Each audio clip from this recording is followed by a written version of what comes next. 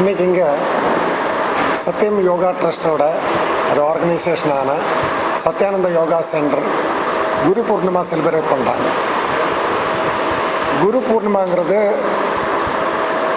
பொதுவாக சொல்லுவாங்க குருமார்கள் உடைய நாள்னு. வியாச பூர்ணிமான்னு தான் பொதுவாக தெரியும் இதை பற்றி. ஆனால் எங்களை பொறுத்த வரைக்கும் இது சீடர்களோட நாள். எப்படின்னா, சீடர்கள் பண்ண சாதனைன்னா ப்ராக்டிஸ், அதோட பலன் கிடைக்கிற நாள். அது எப்படி இன்றைக்கி மட்டும்னு பார்த்திங்கன்னா, உயிரோடு இருக்கிற உடம்பு விட்டுட்டு எல்லா இடமும் பரவி இருக்கிற குருமார்களெல்லாம் தன் சீடர்களுக்கு ஆசீர்வாதம் கொடுக்கறதுக்காக இந்த உலகம் எங்கும் கீழிறங்கி வந்து ஆசீர்வாதம் பண்ணுற நாள். அதனால் குரு பூர்ணிமா அன்றைக்கு ரொம்ப குரு பூர்ணிமா ரொம்ப விசேஷமான நாள் ஒரு சீடரை பொறுத்த வரைக்கும். அது சீடர்கள் தான் அது ஏற்பாடு பண்ணோம். அப்படி ஏற்பாடு பண்ணால் ஒரு நிகழ்ச்சி தான் இப்போ நடந்துட்டுருக்கு. எந்த ஒரு அழைப்பும் விடாமலே நீங்கள் பார்த்துருப்பீங்க, 400க்கு மேல் சீடர்கள் இன்றைக்கி இங்கே வந்திருக்காங்க. நாங்கள் சத்யானந்த பரம்பரையில் சார்ந்தவங்க. அவரோட குரு சுவாமி சிவானந்த சரஸ்வதி பத்தமடையில் பிறந்து இமயமலையில் வாழ்ந்து யோகாவை உலகமெங்கும் பரவ வைத்தவர். அவரோட பரம்பரையில் உள்ள யோகான்னு பார்த்திங்கன்னா ஆசன பிராணாயாமம் மட்டும் இல்லை, யோகா மார்க்கமாக வாழ்ந்து, யோக வழியில் வாழ்ந்து வாழ்க்கை எப்படி இன்னும் அழகுபடுத்தலாம் இதுதான் சொல்லிக் கொடுக்குறது. இங்கிலீஷில் சொல்லப்போனால் yoga as a lifestyle. அப்படி yoga as a lifestyle வாழுதுன்னு சொன்னால் அது ஒரு கல்ச்சராக மாறும். தான் ப்ராக்டிஸ் பண்ணுறது மட்டும் இல்லாமல் அடுத்தவங்களும் அது பார்த்து ப்ராக்டிஸ் பண்ணி அப்படியே பரவி அது ஒரு கல்ச்சராக மாறும். இன்றைக்கி சொசைட்டியில்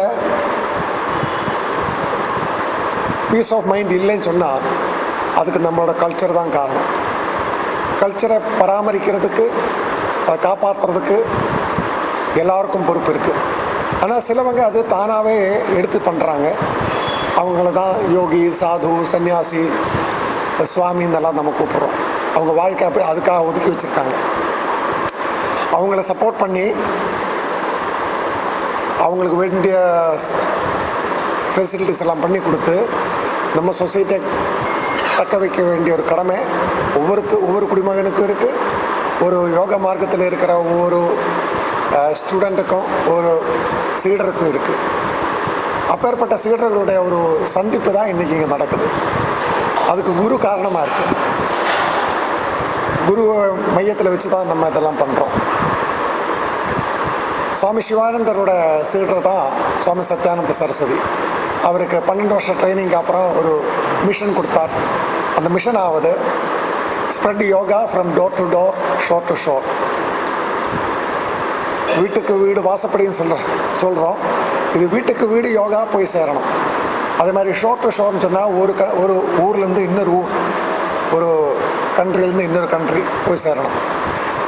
20 வருஷத்துக்குள்ள அந்த வேலையை செஞ்சு முடிச்சிட்டார்.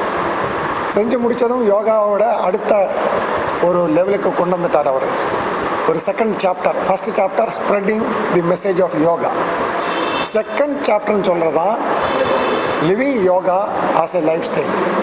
அதுக்கு ஒவ்வொரு மொமெண்ட்டும் நம்ம யோகிக் முறையில் வாழணும். எதுக்குன்னா அது சந்தோஷத்தை கொண்டு வரும். சந்தோஷம் எங்கே இருக்குதுன்னு கேட்டால் உள்ளே இருக்குது. உள்ளே இருந்து சந்தோஷத்தை எடுக்கிறதுக்கு உள்ள மார்க்கம் யோக மார்க்கம். இப்போ இருக்கிற எங்களோட இன்டர்நேஷ்னல் லெவலில் உள்ள குரு சுவாமி நிரஞ்சனானந்த சரஸ்வதி. அவர் பரமஹம்ச பட்டம் பெற்றவர். பரமஹம்ச பட்டம் பண்ணோன்னா 4 சங்கராச்சாரியர்களும் அதை அப்ரூவ் பண்ணலாம். தானாகவே ஒருத்தர் பரமஹம்ச பட்டத்தை எடுத்து சொல்ல முடியாது. அப்பேற்பட்ட பரமஹம்ச சுவாமி நிரஞ்சனானந்த சரஸ்வதி எங்களுடைய இன்றைய குரு. எங்களுடைய பிஹார் ஸ்கூல் ஆஃப் யோகா என்ற ஆர்கனைசேஷனுக்கு கவர்மெண்ட் ஆஃப் இந்தியா 2 வருஷம் முன்னாடி தி பெஸ்ட் யோகா இன்ஸ்டியூட்டுங்கிற அவார்டு கொடுத்துருக்காங்க.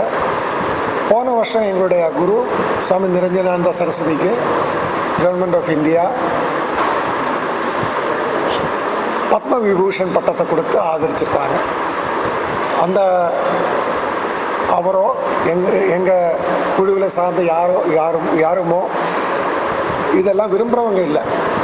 அவங்க கவர்மெண்ட்டாக பண்ணுறாங்களோ தவிர பப்ளிசிட்டியை தேடி நாங்கள் போகிறதில்ல. எங்கள் வேலை நாங்கள் பாட்டுக்கு சைலண்டாக உட்காந்து பண்ணிட்டு இருக்கோம். மக்கள் ஏகப்பட்ட முறையில் அடைகிறாங்க.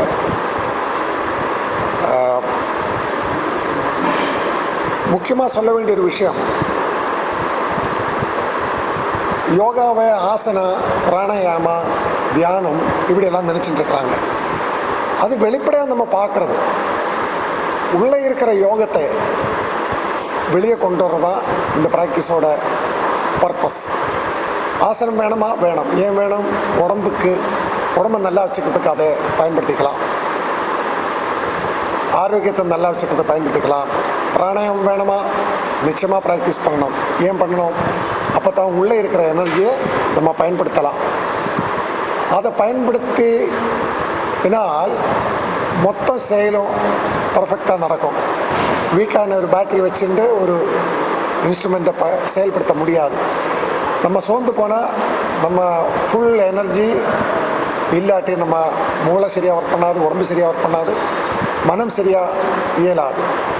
ஆகையால் பிராணாயாமம் தேவை. இன்னொரு முக்கியமான பிரச்சனை, எல்லாருக்கும் தியானம் பண்ணணும். ஆனால் தியானம் பண்ணுறதுக்கு ஐம்புலங்கள் நம்ம கட்டுப்பாடில் இருக்கணும். ஐம்புலங்களை கட்டுப்பாடில் கொண்டு வரக்கூடிய ப்ராக்டிஸ் பண்ண பிறகு தான் தியானம் பண்ணணும். அதுக்கு பிஹார் ஸ்கூல் ஆஃப் யோகா ரொம்பவும் முக்கியமான, ரொம்பவும் மிக உற்ற ஒரு அபியாசத்தை வெளியே கொண்டு வந்திருக்காங்க.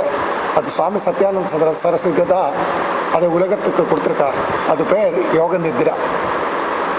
யோக நித்ரையில் நம்ம என்ன பண்ணுறோம்னா, ஐம்புலங்களையும் நம்ம கட்டுப்பாடில் கொண்டு வரோம். அது மனசை ஒருநிலைப்படுத்துறதுக்கு நம்மளை ஹெல்ப் பண்ணுது.